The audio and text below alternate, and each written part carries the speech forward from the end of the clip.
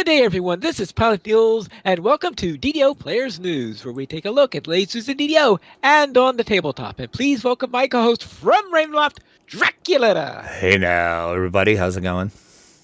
Hello there, Drac. I've heard rumors that there is new company coming into the area of Ravenloft. So it would seem. Exciting things are afoot, but the most exciting thing is, oh my God, we're recording a podcast. People, calm down. It's fine. Yeah, I know. I'm sorry. It's my fault, but it's been a long time. I feel like Gandalf entering Moria. I have no memory of this place. How does this work? What does this button do? God. I'm sorry, people.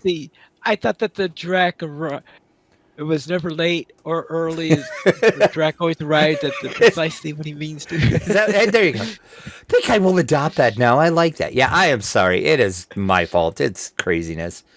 I know I said we would try to be better, but here we are. We're recording now, though, so okay. I guess enjoy it, I guess. Because God knows when this will happen again. Hopefully not this long, but we'll see. I know. Maybe you said that we will have our next episode when the producer's letter dropped. And there you go. See, we're right on time. Yes. Oh, yeah, producer's letter. It dropped, and boy, howdy, was there some bombshell news in the producer's letter. Let's sit back, grab a drink. Let's dissect this, shall we? This comes from one of our producers. Starts out, greetings, everybody. I am Dungeons & Dragons online producer Amanda Tolero Grow, and I'm writing to tell you what we have in store for this year. If you're just joining us or you're returning after a break, welcome. Here are some things we've been up to. Starts off looking back on 2024, talks about the 50th anniversary of Dungeons & Dragons, how they did the Year of the Dragon to help celebrate that, gave away all the free gifts, and the final Year of the Dragon gift is upcoming soon. That is the new Dragon Disciple Monk archetype. That will be available for free.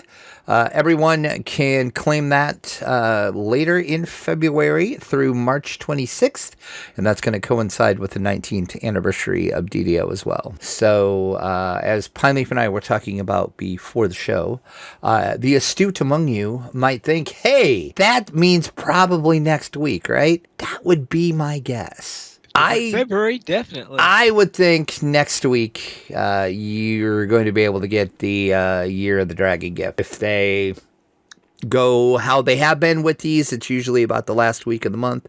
So we'll see. But yeah, like I said, the 19th anniversary of DDO is also coming up. So that's going to run through the end of February through March 26th. Let's just take a moment. To 19 years. Our little DDO has been around for 19 years.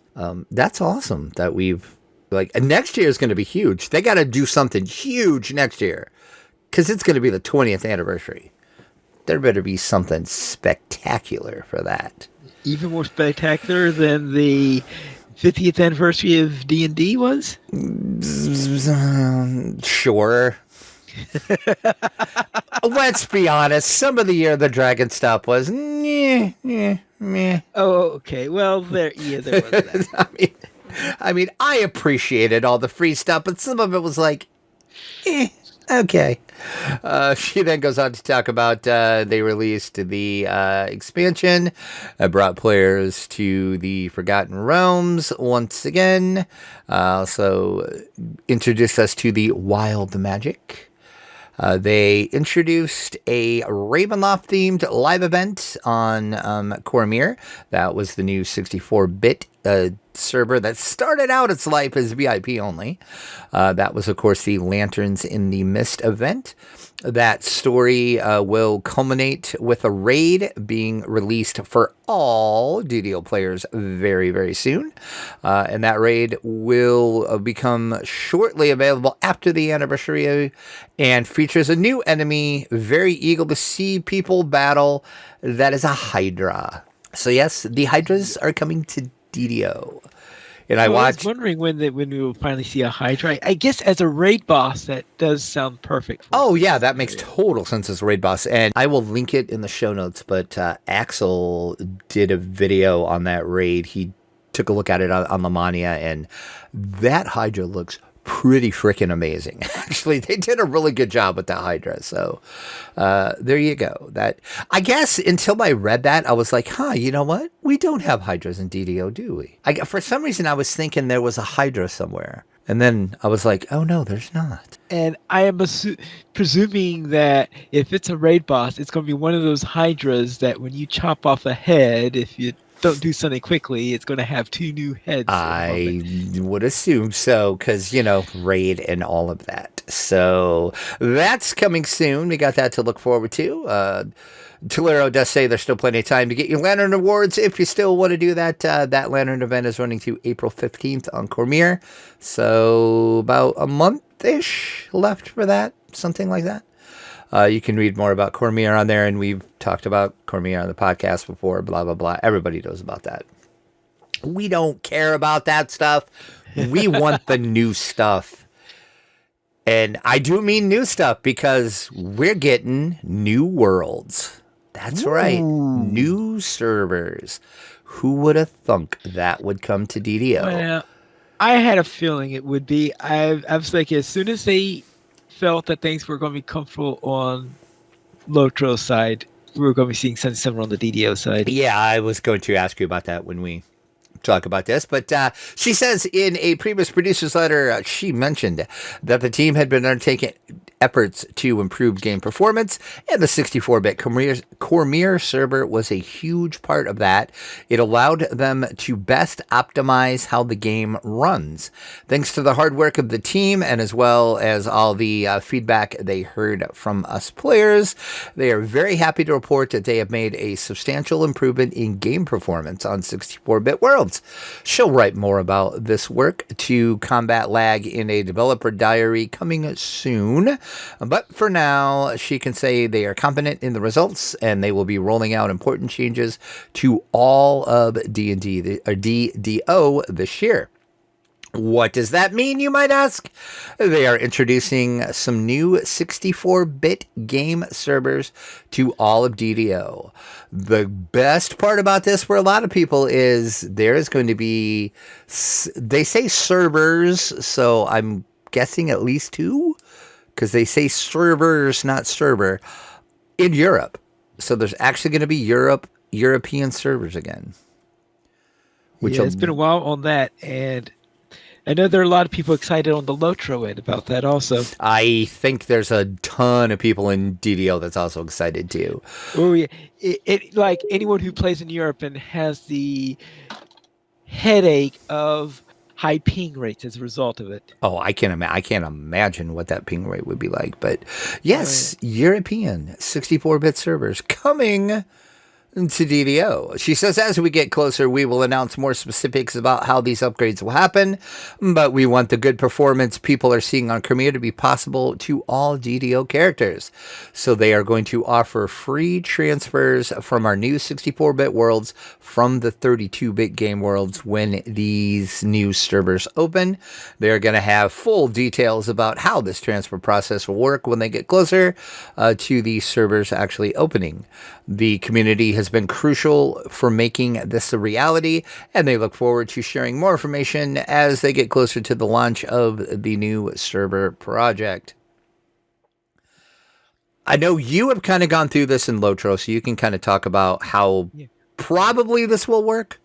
Yeah, we are going through it because right now they announced that the official date for the opening of the 64-bit worlds on the Lotro side is March 5th. So yes, we're certainly going through the process of everybody getting ready, seeing what they want to do. So the first step was announcing it in the producer's letter, which is what they just did here. Then a few weeks after that, well, in this case, probably more than a few weeks, it might be maybe in a month or something like this, they'll probably have the producer on in a show to talk, whether it's going to be Tolero or whether it's going to be Sev, I don't know. But they're going to be talking about the new servers telling what they're planning for, what the rules are probably going to be, and they start to get an idea of a timeline. Now, on the Lotro side, they did not know about the timeline until about the same time this letter dropped, because they weren't sure about hooking up the hardware and all that stuff. So they wanted to make sure that they were on a reasonable schedule, that they had everything that they need, and that they could make the date when they made the announcement. And they promised us 2 weeks notice when they will do it, because people wanted time to get all prepared Okay. and be ready for it. So yes, and there is on the Lotro side a FAQ on there where they talk about what is happening to answer your questions or anything like this. The idea here is that most likely what's going to happen is that they're probably going to have the transition will start on probably a Monday or something like this, where they will allow the VIPs. I'm talking about what's happening on the Lotro side, but they might do the same thing on the DDO side. Right. I And would as think that the yeah, process would be very, very similar. where on the Monday before it, they will open up the worlds for character creation only on the VIPs, where the VIPs can go and they'll have a limited number of slots where they can reserve a couple of names. That way, if you have some character names that you really, really want, you go in during that time, create a holding character to hold on to there to reserve the names, so that one that you'll be deleting, and so you can rename your character and stuff like that. I don't know how renames work in DDOs on the DDO side and stuff like this, so I'm more used to this on the Lotro side. So what you do is you can reserve a couple of names that you can have.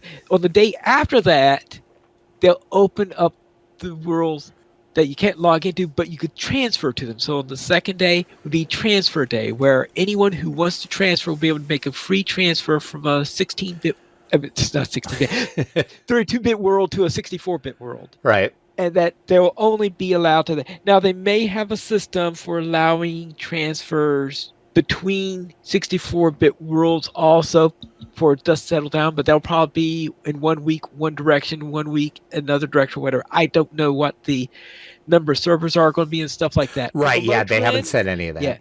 Yeah. On the Lotro end, there is a difficulty that they have, that there's a very, very strong distinction between legacy European servers and legacy US servers. That was because of something that Codemasters did. Right, which I'm assuming they're going to run into that same problem on DDO as well. Because I don't know, because if they had the same trouble in DDO, I think we would have known about it years ago. Because I have not noticed anything on DDO relating to this is a US server, this is a EU server, or anything like that. I will ask Quarterman about that. Oh, actually, this is a question. Is it possible to transfer characters right now in DDO? Yeah, you can transfer from... Yeah, you can transfer. Server to server.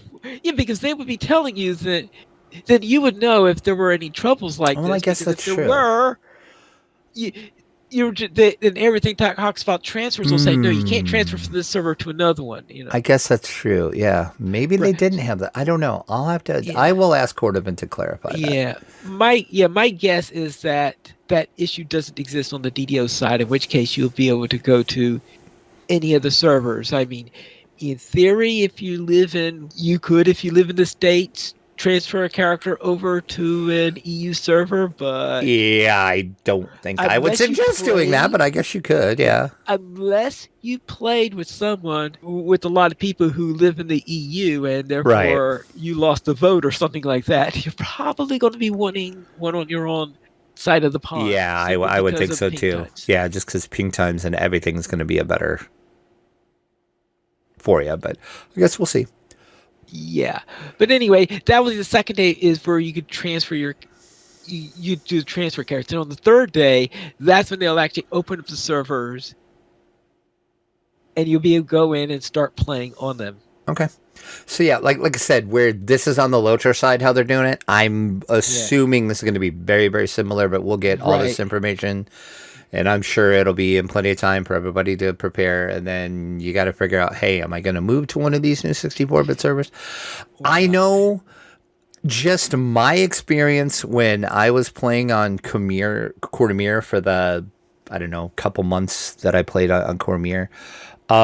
After they got all of the bugs worked out, like the first couple of weeks were pretty bad, let's just be honest. Right. After they got that worked out, it was a pretty good experience. I mean, I enjoyed the 64-bit experience itself. So I think I will definitely think about moving at least a couple characters over to one of these new 64-bit worlds for sure. Yeah, I suspect that I may be moving my characters over lock, stock, and barrel. So Yeah, I'm pretty sure I was going to talk to you. We were going to figure out, but I think, yeah, I will at least move a couple characters. So we will definitely have them together. At least some of your Kenneth characters. Oh, yeah. Over, so Yeah. That's kind of what I was thinking too. My other ones, I don't know. Well, talk to Beaker and see if he wants to move some of our characters over to one of these, but we'll see. We'll see. So yeah. So we got on the Lotro side, you got the crazier thing is because you've got EU servers versus US servers, and as I said, it's not just their location, it's also the fact that you can't cross the streams between the two sets. And the other one is RP versus non-RP servers. Oh, yeah. See, we don't really have that on. Yeah, you don't have RP and DDO. DDO, so yeah. Therefore, I don't think you have to worry about that. Yeah, unless maybe they would try to. I don't know. I don't think that would go. Now, I know when DDO first started, that was like really big. There was actually RP guilds and stuff, but I don't think that is so much anymore. So so 64-bit servers, that's exciting. And also think about is probably near the end of the year, probably in, I'd say late November, early December, like right around Thanksgiving holidays. After that time, they're probably that's probably when the free period of transfers is going to end. And it's probably when they're also going to start looking at the various 32-bit worlds and seeing what their population is like. And if there are any that are really, really dead, they may try their best to encourage people to migrate off that world. R.I.P. Wayfinder. R.I.P. Wayfinder is your... Oh, wait, that's the lowest pop server right now, and it has been since the beginning of time, so yeah, pretty sure Wayfinder ain't gonna make the cut if they decide to cut some 2-bit servers. Yeah, but, so if any server is likely to not be here at the end of the year, Wayfinder may be. Yeah. So, once again, they'll talk about all this. There'll be a FAQ, and those probably exactly what's different, because that's what's going to really tell us what's going on in here. But I would say what I'm saying is, of course, my guess is based on what they're doing in Lotro, right? But it's a different game, as you noticed. And I will see if once they're ready to chat a little more, see if maybe I can't get either Sev or Tolero or Lise Cordovan or all of them or some semblance of those three. We'll see if we can't get them on the show and find out what in the world's going on when they're ready to talk. Because right now I think they've talked all they're going to talk, but they've talked a lot in this producer's letter because we're not done. We're only like, we had just started. Oh, yes, we are just started. So continue then. Continue on. VIP Loyalty Reward Program. That is coming back again. They are going to add new rewards to the list. The next wave of rewards include bonuses that will stack with prior year bonuses. And there's going to be some additional VIP cosmetics. It's really all she says about that. Doesn't say much more than that, but at least the VIP reward program keep going on. So keep logging in, get those rewards. Then there's going to be a new dungeon or dungeons this spring that are going to progressively unlock. They'll have more information about this as they get closer to that as well. Progressively unlock dungeons, or progressively unlock the various wings of said dungeon? I'm assuming dungeons, because my guess is this is going to work similar to how the What was it called? I'm drawing a blank now. The super hard dungeons that players had to unlock by killing, what was it? I am totally drawing a blank. I know people are yelling at their podcast, whatever they're listening on right now. Was it 2 years ago? There was a series of dungeons that players had to unlock. You had to kill, it wasn't Reapers, but it was something like Reapers, that you were in dungeons. Wasn't it Illithid or something like that? Yeah, the Illithid invasion. That's what it was. Thank you. I totally drew a blank. Yes, when that you killed those Illithids, and then that unlocked those new dungeons that had like the cards and everything that dropped, and those were like higher tier dungeons. Those are like level 30s. They're super hard. They are very hard dungeons. FYI, very hard. Oh, that's probably why I've never done. Yeah, and plus they're level 30. So another reason why I haven't. Yeah. So I'm assuming, my guess is it's going to work similar to how that worked. I don't necessarily know if it's going to be that high a level, but I'm just, when they say progressively unlocks, that's just how I look for it, something that in that vein to unlock, and then the dungeons will unlock. You have to kill so many of X, or do so many of this, or turn so many of this in, or something along those lines that will actually unlock the dungeons. So like the whole server kind of has to get on it and help unlock the dungeons, which would be my guess is how it's going to work. But they're going to announce that more. And then they laid out the roadmap, which we will circle back to that because some of the stuff on the roadmap is also stuff we haven't talked about yet. So let's come back to the roadmap. We're going into the mist. That's right. We're heading back to Ravenloft. And the crowd rejoice. Yes, this summer we're heading back to Ravenloft. A new expansion. I did. I would like to take credit for calling this, because I did say this a long time ago. Thank you for pointing that out. I feel vindicated. Yeah, we are going back to Ravenloft. This time we're going to Lamordia. Lamordia features the distinct Victorian-style horror that Ravenloft is famous for, and it's introducing a new playable character race that is the Dhampir, who are poised between the worlds of the living and the dead. Story-wise, players are going to discover who has been working to free Dark Lords from their Ravenloft domains and why. Dark Lords breaking loose is a big problem, and we know our players are no strangers to the extra-planar threats, and they're up to the task. I talked about, which we're going to talk about in a bit after we get to talk about the... If you don't know what Lamordia is or what a Dhampir is, stay tuned. We're going to talk about that in a moment. So, of course, have no fear. I know. I read that and I said, okay, we got Drax's new favorite race. Oh yeah. I am so excited. Number one, they had me at Ravenloft. I'm like, yes, yeah, of course, yeah, we're going back to Ravenloft. And then I read the word Dhampir, and I'm like, heck yeah. So yeah, I'm super excited. More on that in a bit, though. Let me contain my excitement level for a moment. And then she says the next event.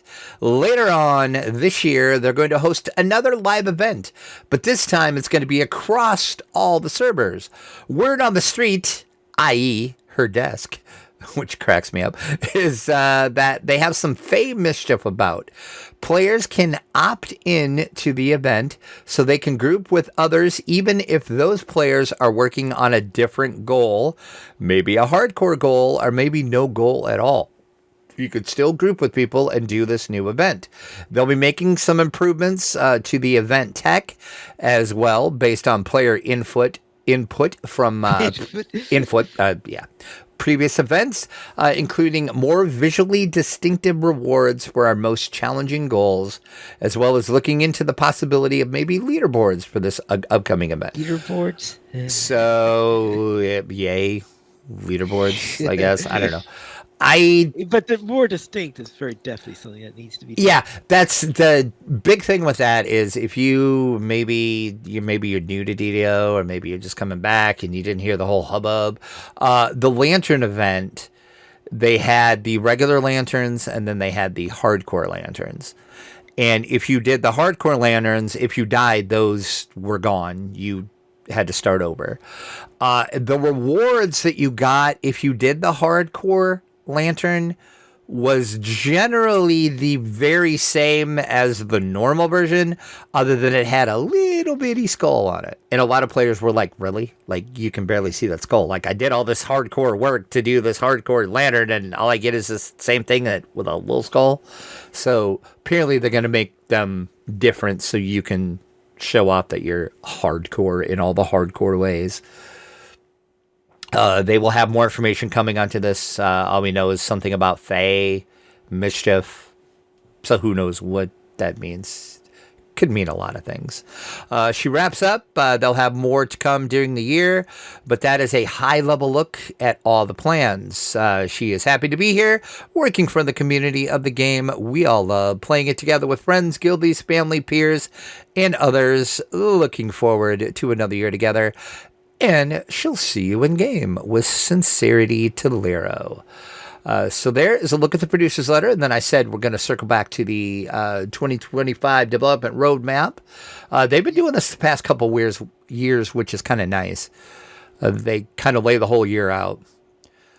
It also kind of holds them to the fire because we can actually go back and say, hey, you didn't meet this in quarter 2 and you said you were going to do this in quarter 2. Yeah. We would never do that. That most likely they are. I know on the Lotro end, what they're doing this year is that they're actually putting out quarterly letters. So therefore, the fourth quarter one and the first one that they're having in January was a bit on the vague side, shall we Right, say. yeah. Because the idea there is they knew that promising something that's going to happen in 9 months from now generally doesn't work out. Before we talk about this roadmap, I do want to circle back to the Lamordia expansion. Okay. Because if you have been paying attention the past year, maybe a couple of years, what they had been doing was they would do a full expansion, and then they would do a mini expansion, and then a full, then a mini. So one would assume this Lamordia expansion would be the mini because we had the full expansion last year. Nope. Yeah, Tolero did clarify in the forums, this is going to be a full expansion. So they're kind of bucking the trend that they did with the full mini full. So we're getting a full expansion. So that means there's going to be a wilderness area. There's going to be a bunch of quests, a raid, one would assume. So yeah, so let me just clarify. This is going to be a full expansion because I know a lot of people were asking about that, and Tolero did clarify. Lamordia, going to be a full expansion. So, 2025 roadmap. What do we got? Quarter 1. The Cormier performance improvements, what they have been working on constantly. The 19th anniversary celebration. The Dragon Disciple archetype, which is the last year of the Dragon reward. The Monk rework, and then the new raid. We can look forward to that in quarter 1. So, pretty soon. Yeah, considering that they were all on Lamania before. Yeah. Except for the 19th anniversary, Yeah. That was this last Lamania build. There was some of that on there, actually. Yeah. It was on there? Okay. Like the full thing wasn't, but there was bits and pieces of it on there. I read that today. That makes sense. So quarter 2, we've got the new 64-bit worlds, some new dungeon content, VIP rewards year 2. And then if you find yourself at PAX East, there's going to be a community event, which they have been doing the past several years for PAX East, because that's right in their backyard. So I can see why they do that. And then quarter 3, we've got the Ravenloft Lamordia expansion, returning to Ravenloft, the Dhampir race, a new landscape, and more. So that's in quarter 3. Yeah. Quarter 3, very far away, but yeah. Quarter 4, I'm maybe a little excited. Quarter 4, we've got the live event that we talked about, and then this is going to be an opt-in hardcore-like event. So if you want to make it hardcore style, I assume it'll work similar to how the lanterns. You can either run it regular or you can run it hardcore, and that they just say that is going to be Fae shenanigans and more. So that is in quarter 4. That's that event that we talked about. Faenanigans. Faenanigans. I like it. We need to trademark that. Because, I mean, we could turn Faenanigans into the new Nomageddon. Okay. We could. Upcoming Faenanigans for 2025. If you know, you know. You know what I'm talking about with Nomageddon. You know. Yeah. And I'm going to edit that in, like, about right now. No, they're coming. They're coming for you.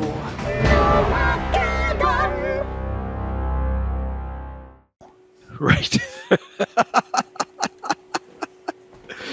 See future me when I edit the show. I put that in right before that. Okay. Very seamlessly. So there you go. That is our producer's letter. That's all what's coming up.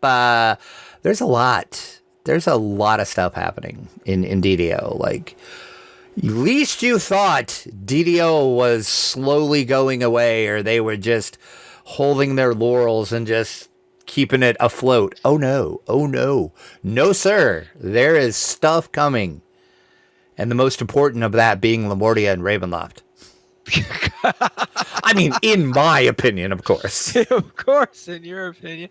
I am sure that at the end of the year, when we do the summary for the year, we're going to be asking you, what was your favorite thing?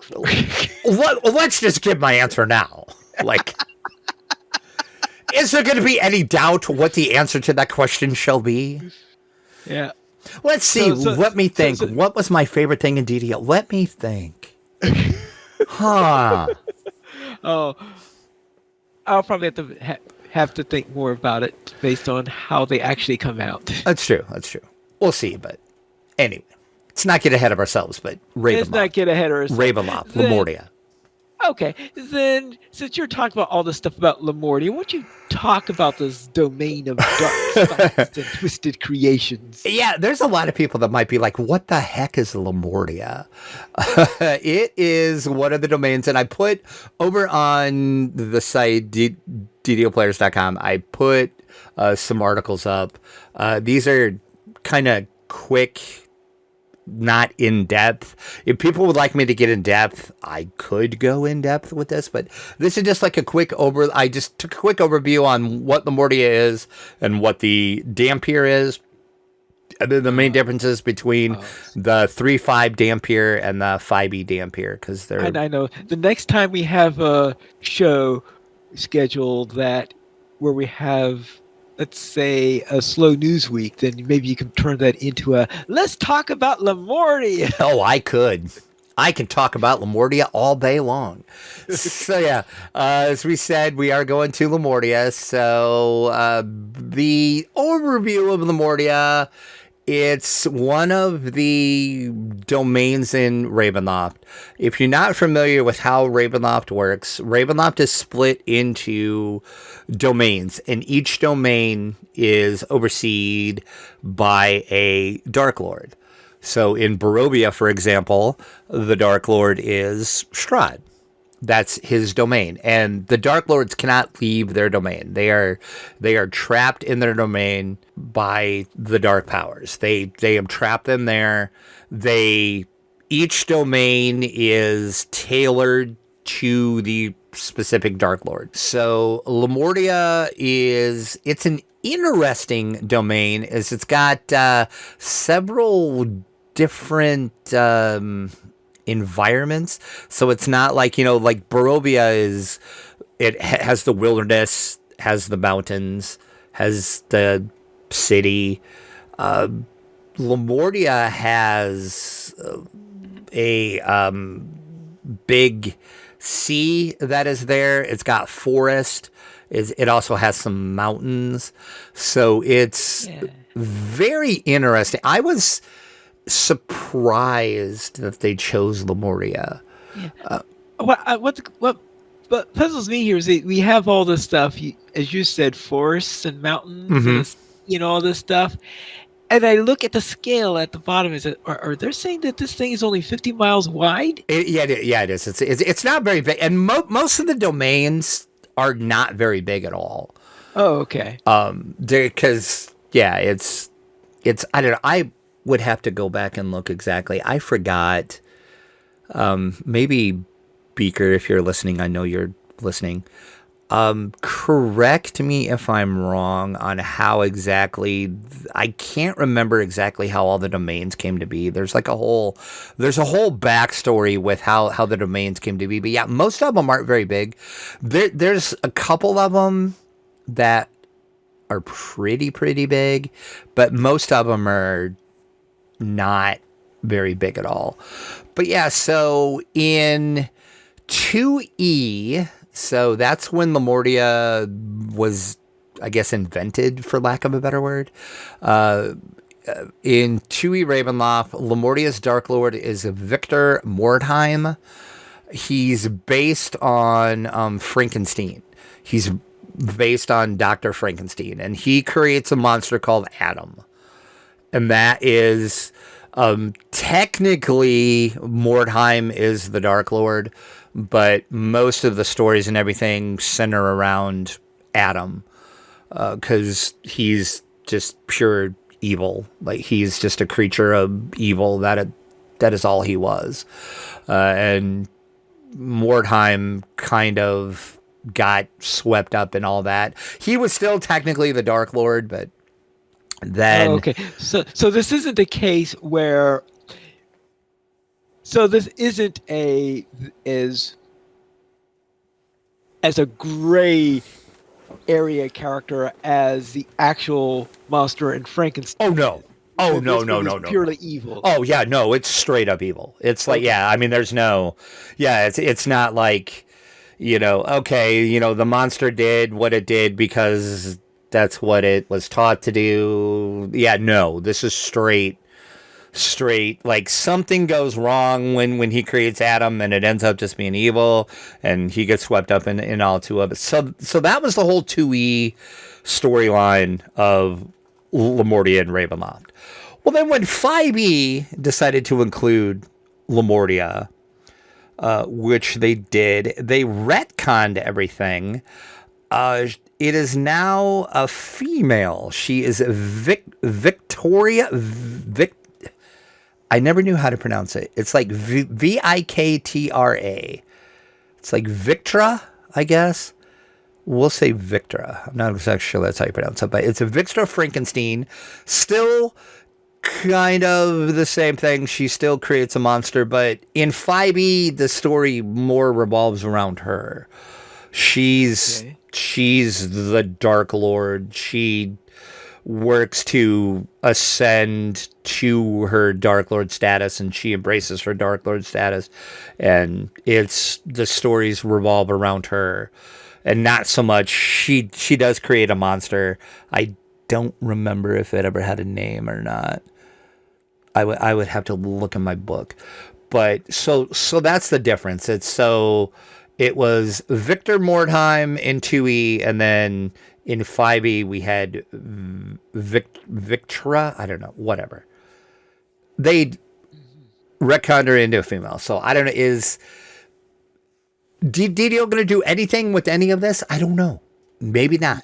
Absolutely no idea. Because... Like, I would assume, because kind of like Lamordia is like based around this whole mad scientist theme. Everything revolves around the Frankenstein story. Like in 5E, there was a twist because she is not just a power-hungry mad scientist, but she is also driven by love and loss as well. And there's a bunch of things that play into that. And like I said, in 2E, the whole thing was Adam, Victor's monster, was just evil, and he kind of got caught up into all that, and he realizes what he did was wrong, but he can't really stop it. And it's, so they have a lot to play with if they want to go that route, or maybe they'll go a whole other route, which, since they're doing this whole storyline about, the the Dark Lords, trying to set the Dark Lords free. I mean, they could do something with the monster there. They could do something. And then, my question is, are they going to go old school Lamordia with the male Dark Lord? Are they going to go the 5e route with the female? So they have options for the storyline, I guess. Yep. So we'll see. But in both books, it really centered around the Dark Lord and the mad scientist, and kind of, I mean, it was like Frankenstein was like in the whole bank, like the whole story was centered around that mad scientist storyline. So maybe we'll see that. There are a couple of major locations in Lamordia, which I'm hoping we'll see in the game, which I assume we will, but then again, who knows? We have the Isle of Agony. That's one of the largest islands, and that's normally where Adam, the monster from 2E, that's where he like hid and made his hideout. Okay, so I was assuming that would be under the Sleeping Beast, but I guess not. Could, yeah. And then there's 2 or 3 major settlements, and then we have Mordheim's estate, which I'm assuming they'll do something like they did with Ravenloft and Castle Dracula. I'm assuming, or not Castle Dracula. Sorry, Strahd's Castle. So I said Dracula, but you know what I meant. Okay. Now, I'm just worried that there's a river called the Boiling River. I'm just saying. I hope they're not being literal about that. Oh, they're being literal about that. Yes, sir, they are. So yeah. Oh, so that it's nearby. Yeah, like I said, there's like so much they can do with this. So it's going to be interesting to see what way they go. And yeah, I just can't wait. So yeah, that's just a quick overview. Like I said, if you want me to talk more about it, I can. I'll have to see if we can get Beaker on too. Beaker, I'm sure, could probably talk about it more too. Okay. Then how about we transition away from Lamordia in general and into what I think is going to be your favorite race from now on, and those are the Dhampir. Yep. Big half vampires. They're not fully a vampire, but they're not fully human either, or whatever you're gonna have it. Like technically in pen and paper, your Dhampir could be anything. It could be an orc, it could be a drow, it could be an elf, it could be a human, but you're not fully whatever you are. You're half vampire, half whatever. You don't have the same weaknesses as vampires though, like sunlight aversion. You don't have to have the need for constant blood. They do still need blood, but it's not like a vampire where a vampire will wither if it doesn't have it. Dhampirs have enough half whatever in them that maybe they need it for reproduction, like mosquitoes. could be, yeah, maybe. So yeah, and then they usually, like I said, I'm basing this off of pen and paper, so who knows what DDO is going to go with this. They were always described as being have an unnatural beauty or a unsettling allure to them. They were usually pale, half vampire, but they were always like maybe pale, but they still had like a unnatural beauty to them, or they have just like this huge charisma around them. They don't possess fangs. That's the big thing. Their teeth usually are a little sharper than normal, but they don't have the actual vampire fangs, again, because they're not fully a vampire.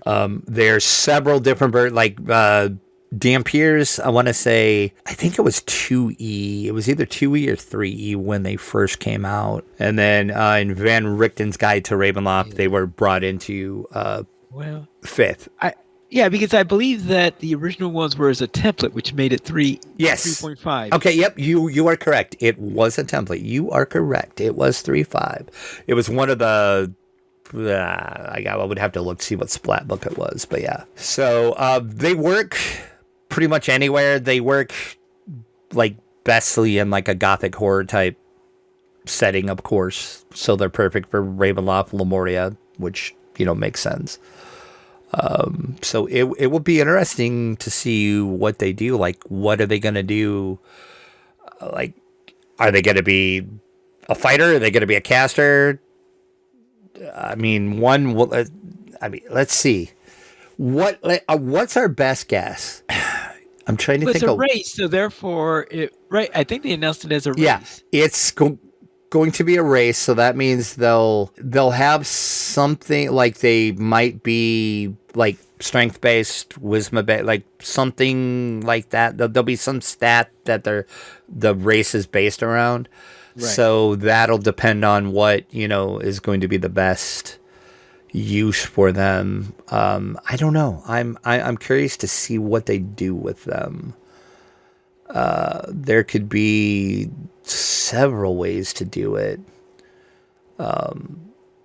I'm hoping I can make a rogue out of one. I think that would be amazing. I think it would be amazing to have a Dhampir rogue, but maybe it's just me. Yeah. So I was wondering how they're going to handle some things. I mean, would they be able to? I'm wondering if they could, whenever they make a kill, whether they could gain hit points as a result of it. Right. That's. Like that. I mean, you could for sure, because that would pull in on the half vampire side of the thing. So right. Or get, have like some kind of vampiric ability like that, maybe you, like I said, when you kill it, you get 5 hit points, or you get, I'd say scale with the level. Yeah, well, yeah, of course. But yeah, it's interesting. They can do a lot with this, so I'm going to be curious to see how they handle this, and I will probably have a lot to say if I don't like the way they do it. But we'll see. So no pressure, SSG, no pressure. But no, I'm excited for this. And then the other article I put up is just, it goes through 3.5 versus 5e, like the major differences between the two editions. Because DDO started out, it was based on 3.5, and then the past couple years they've been kind of leaning towards the 5e for most of the things they do. They kind of take the stats and stuff from 5e and tailor them to DDO. So I just got to go over some of the differences. But, this might not transfer over to DDO at all. So we'll just have to see. Well, I'm pretty sure it's going to use the basics probably from 5e, simply because I would guess don't exist in DDO. Yeah. Oh, yeah. So I would guess.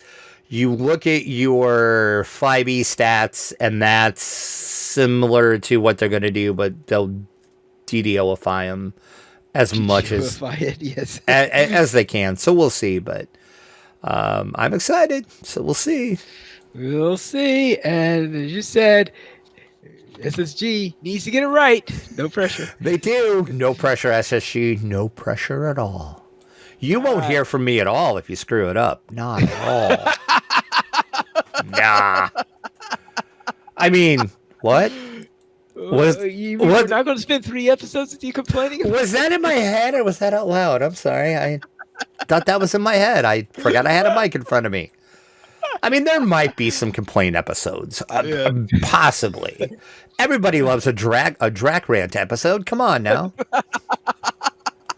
Well then, anyway, that is the news for what's in the producer's letter, what's coming up. So let's go and see what's on the tabletop.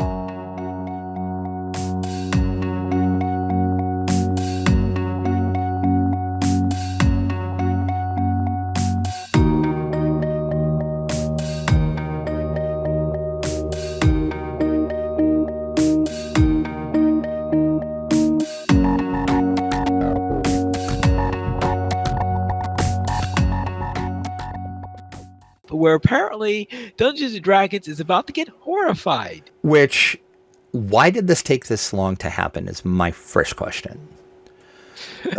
But yeah, Horrified, Dungeons & Dragons. Is what it says on the tin. It's going to be set in the Horrified universe.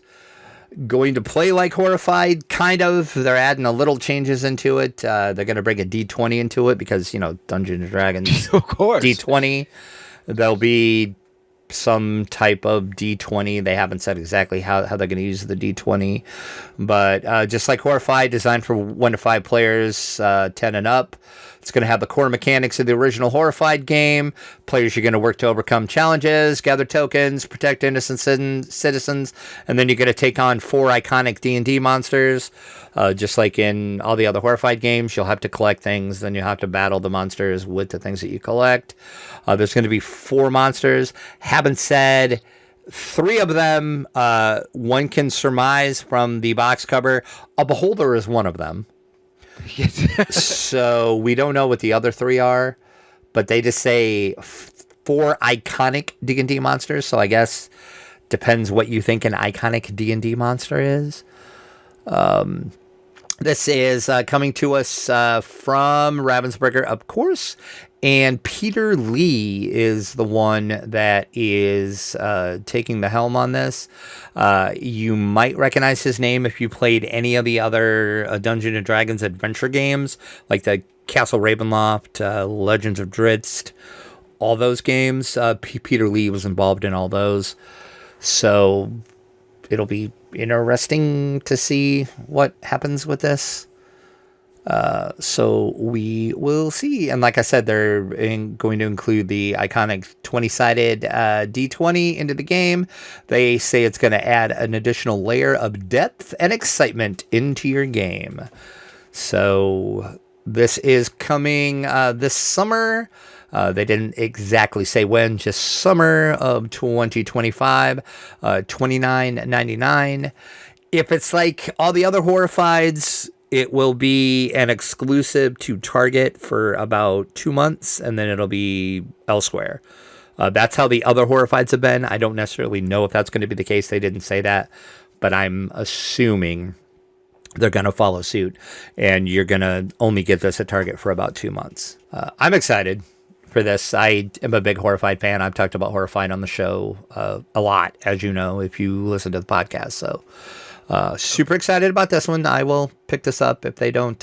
We don't really have a relationship with Ravensburger anymore. We used to get review copies and stuff from them, but they switched PR companies, and I don't know what the deal is. I'll have to see if I can't get in with them again. All right, then let's go from the tabletop onto the screen.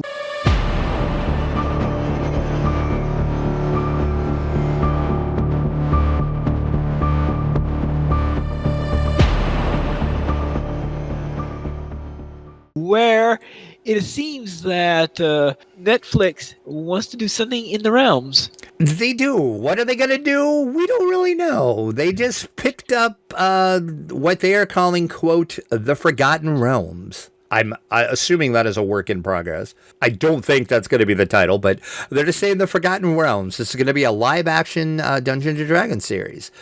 Deadline is the one that broke this news.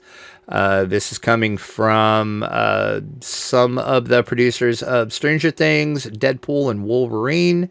And the showrunner is known for We Crashed, which I have no idea what that is. But okay. And also, of course, Hasbro is involved with this, as one would think. The series is going to be set in the iconic Forgotten Realms campaign setting, the heart of the D&D universe, which they said that it's the heart of the D&D universe. And I'm like, I don't know if I agree with that. I mean, that's the major part of the D&D universe because Hasbro, WotC has kind of made it that way. It's like the de facto standard for D&D is the Forgotten Realms, but the heart, I don't know if I get that much. I know. But I guess because when I was biggest in D&D, I would have called the heart of it Greyhawk. But okay. Right, that's I kind of took umbrage with that, but I'm like, okay, whatever. They also say the Forgotten Realms is home to some of D&D's most beloved characters. Okay, that I will give them that, and has served as a backdrop for countless popular adventures, and of course the 2023. They say hit movie. Then again, I don't believe I would call it a hit movie. Dungeons and Dragons Honor Among Thieves, but Hasbro, you do what you want. Well, for a D&D movie, I think it was, right? Maybe. Or- I would have to look. Yeah, I would have to look to see Okay. which one of the movies made more. But so anyway, that's really all we know now. It's gonna come to Netflix. They have ordered this, so we'll see. Initially, this started life out as something totally different that was going to be on Paramount Plus, and then that kind of, due to several things, fell apart, and then got shelved, and then Hasbro Entertainment went to Netflix, and it's like, hey, we really want to do this D&D thing. Do you guys want to do this D&D thing? It works so well with Stranger Things. We'll just do a whole D&D show. And Netflix was like, sure, why not? Let's try this. So we'll see. We'll have more information soon, I'm assuming. There really wasn't a lot out there yet on it, but I guess it's kind of exciting that we're going to get a live action D&D show, maybe. It'll be interesting to see how that's going to work. I'm assuming there's going to be a lot of CGI involved too, but we'll see. Just for the spells. Yeah. Well, and monsters too, I'm assuming. Well, yeah, I mean, they could monsters do special effect work for some of them, but some of the stuff they're going to have to do CGI. Yeah, we'll see whether it's good CGI or cheap CGI. All right, then let's look at Hammer Films, and apparently they are bringing us a new chilling monster. Now, raise your hand if you even knew Hammer Films even existed anymore. Because I, for one, did not. When I got this press release, I was like, wait, what? Hammer Films is still... But yeah, Hammer Films is still out there. And they're coming out with a new movie, as a matter of fact. Of course, Hammer Films... Everybody, if you're a classic film fan, if you're a classic horror fan, you'll know Hammer Films. They've done so many classic gothic horror movies. They are ready to unleash a new terror. This is going to be based on the Lovecraft. I can monster. Now, all you Lovecraft aficionados in the audience, I apologize. I don't even know if I'm saying this right, but of course, all this stuff is made up anyway. So I guess you could say it however you want. I say Ithaqua is how I say it, but that might not be it.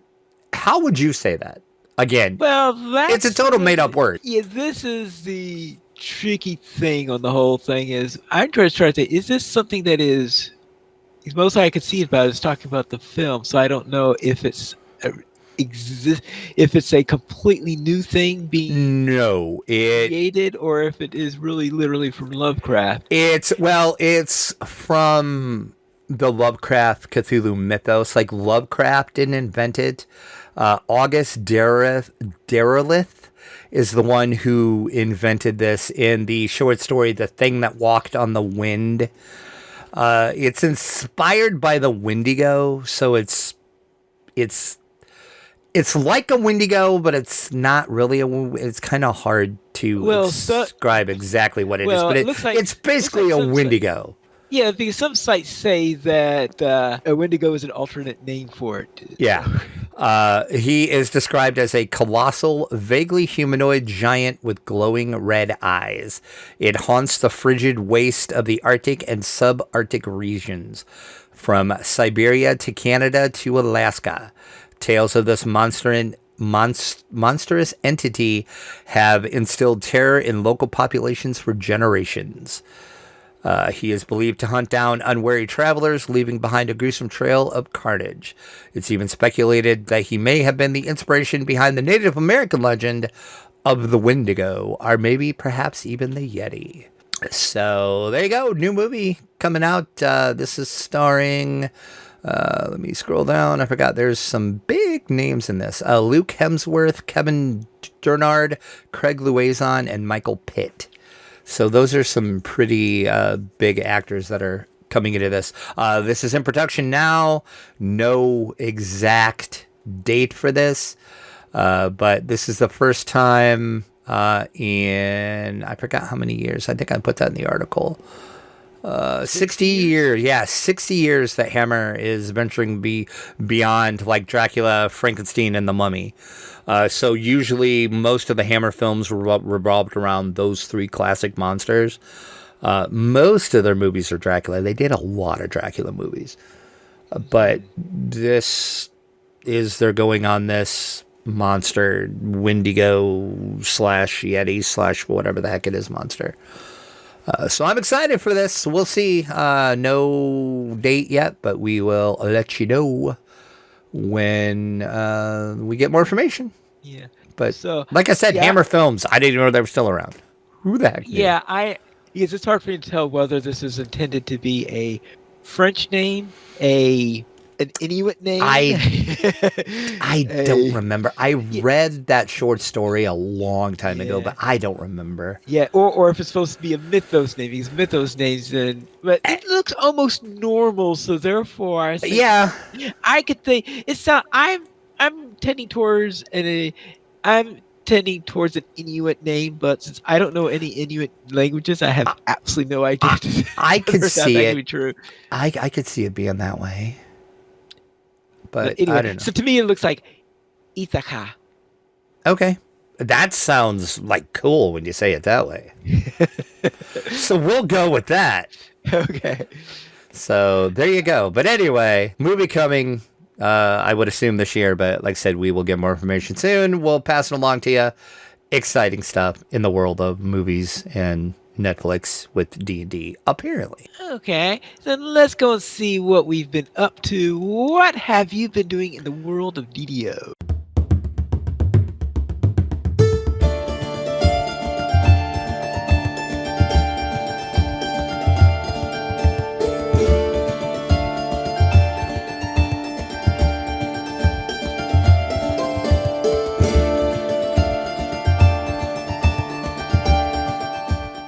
I have been doing the Slave Lords.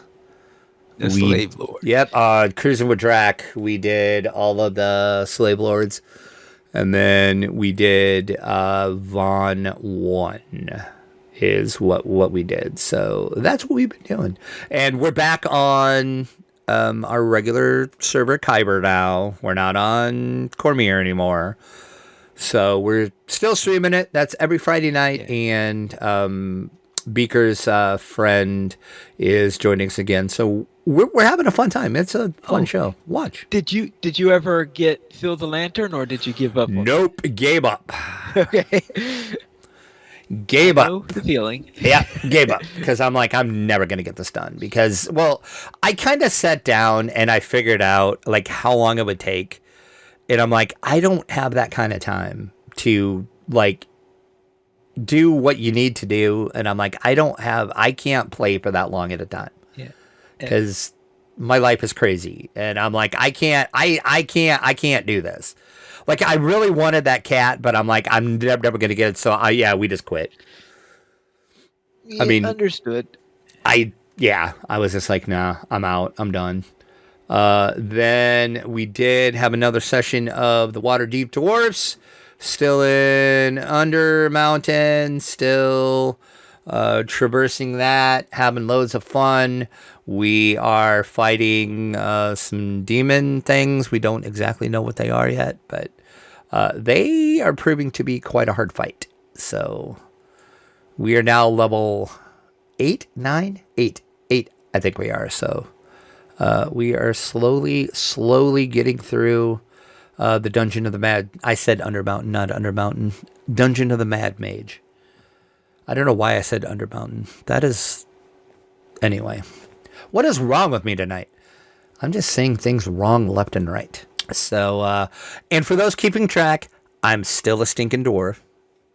Okay, I was wondering about that. Yeah, still a stinking dwarf. I don't think I'm ever going to get back to my lovely drow self, but I guess we'll see. Beaker, I'm looking at you, sir. So that's, and then I can't really think. I mean, I probably had some video games in there too. I'm still playing Indiana Jones. Still playing that. Just lots of fun.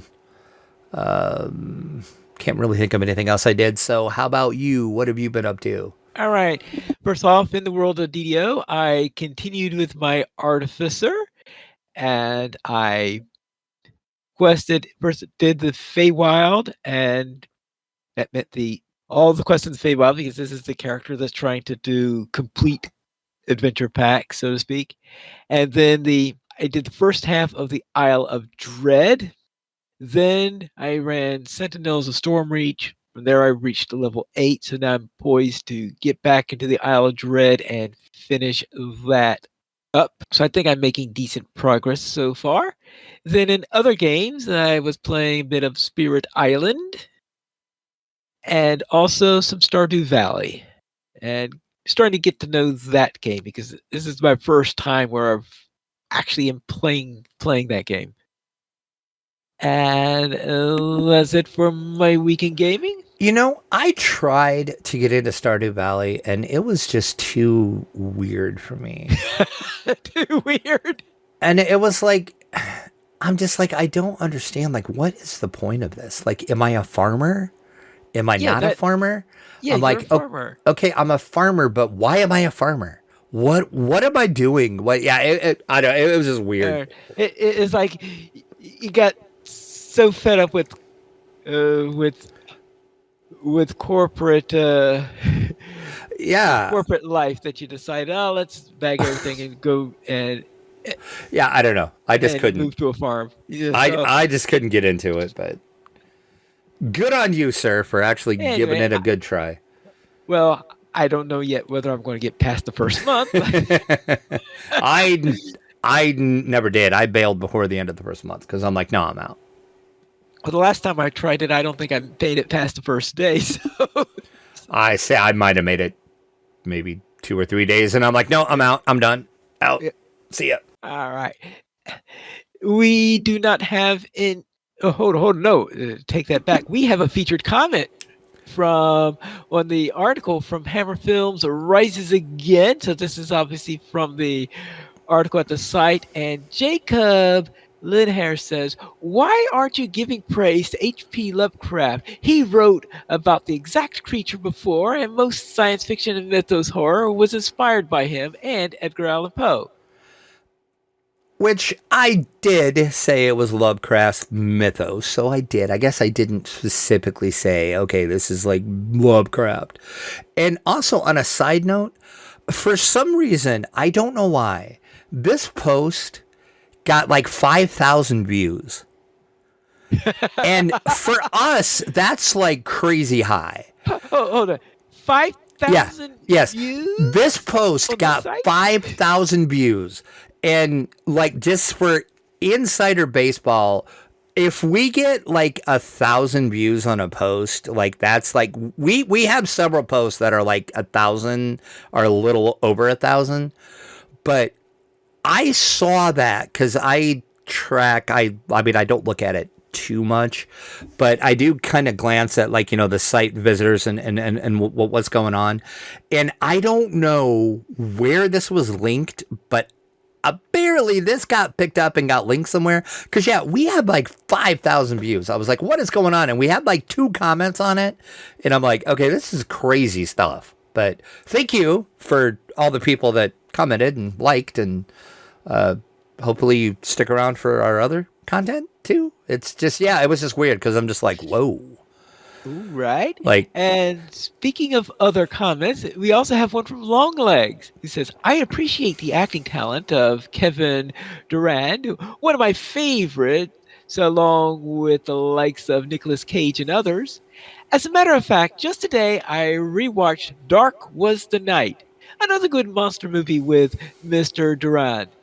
Since I already noticed the plot similarities with that and Ithaqua, I'm excited to see what Legendary Hammer Studios is going to present us with. I'll most definitely be on the lookout for this one. And if you have not seen Dark Was the Night, watch that movie. It is so good. Highly recommend that movie as well. So, yeah. So, but yes, thanks for all the people that viewed that post. I was like, whoa. Because I couldn't figure out what was going on because like I got a note from like our web hosting provider and they were like, hey, we're getting a lot of traffic. And I'm like, why? And then I looked and I'm like, that's why. So yeah, I mean, we never crashed out, but we got a lot of views on this post. So thanks to everybody who commented and those that didn't and still viewed it, all 5,000 and whatever view it's up to now. Whatever it's up to now. Yes. Now, if you wish to contact us, you could comment on one of our posts, comment on our YouTube version, or you could contact us at podcast@ddoplayers.com. The Players Alliance has 2 shows. On Saturdays at 8:30 p.m. Eastern Time, we have Loach Players News, and we record DDO Players News when Drac is available. You can join our shows at ddoplayers.com/live. And that's all for tonight. And this is Pilot Needles reminding you to quest responsibly.